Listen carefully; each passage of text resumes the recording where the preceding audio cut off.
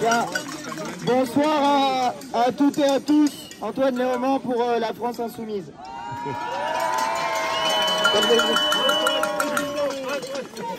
Alors, cet événement, nous avons voulu l'organiser avec l'ensemble des organisations qui étaient présentes ce soir. Nous avons voulu l'organiser pour qu'Emmanuel Macron comprenne bien que chaque jour, tant qu'il n'aura pas retiré sa réforme des retraites, il y aura des manifestations, des casserolades, du boucan, appelez ça comme vous voulez, mais c'est un peuple debout qui se bat pour ses droits.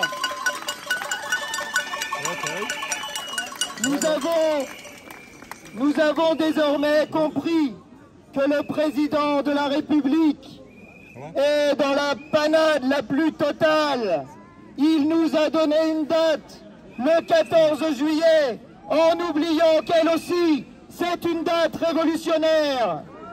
Il nous a dit que dans 100 jours, nous nous serions calmés. Eh bien, monsieur Macron, dans 100 jours, vous aurez votre Waterloo.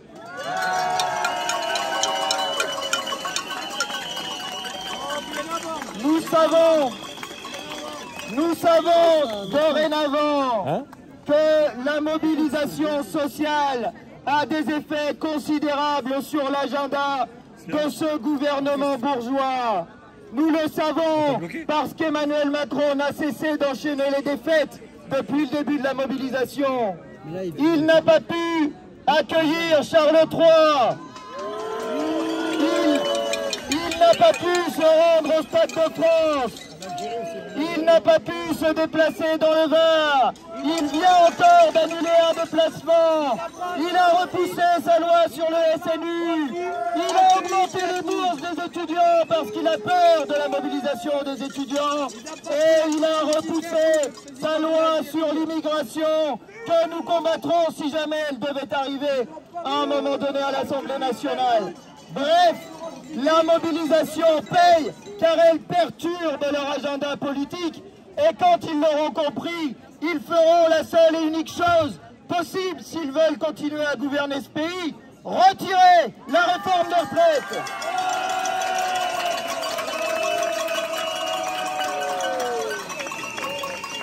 Alors,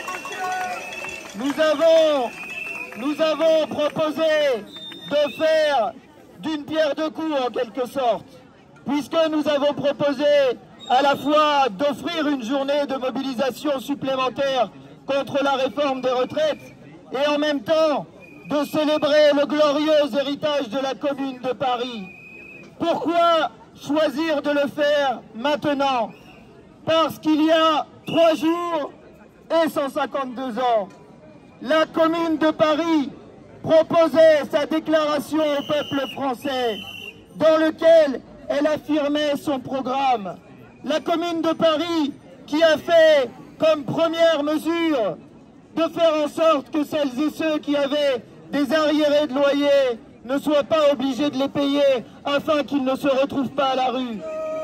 La Commune de Paris qui, suivant l'exemple de la Révolution française, a séparé l'Église et l'État.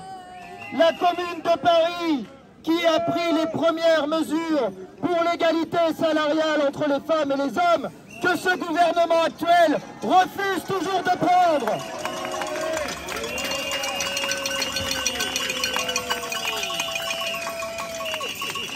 La Commune de Paris, et cela a été dit à de nombreuses reprises, la Commune de Paris qui avait mis dans son mode d'organisation le référendum révocatoire pour dégager les élus dont on n'est pas satisfait.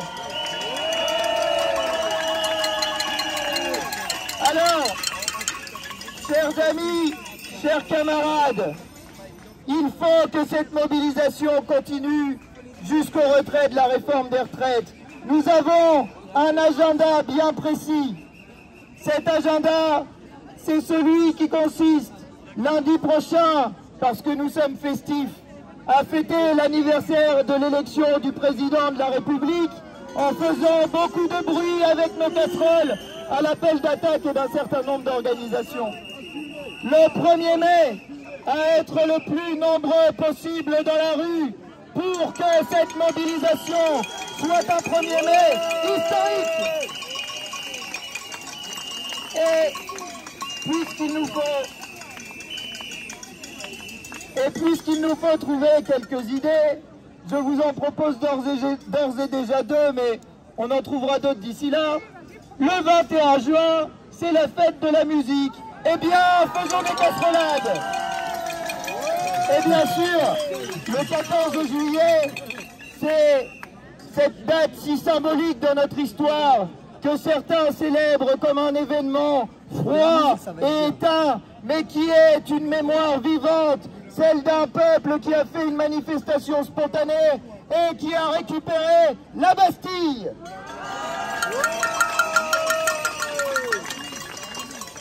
Alors, puisque nous célébrons à la fois cette déclaration au peuple français de la Commune et qu'à la fois nous sommes mobilisés contre la réforme des retraites, je vous propose en conclusion les mots qui sont ceux de la déclaration de la Commune au peuple français. Voici ce que nous disent celles et ceux qui, à travers les âges, depuis le passé encore si vivant, nous écrivent en quelque sorte le programme et le mot d'ordre que nous devons suivre.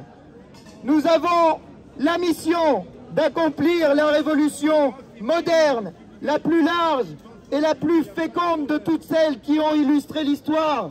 Nous avons le devoir de lutter et de vaincre.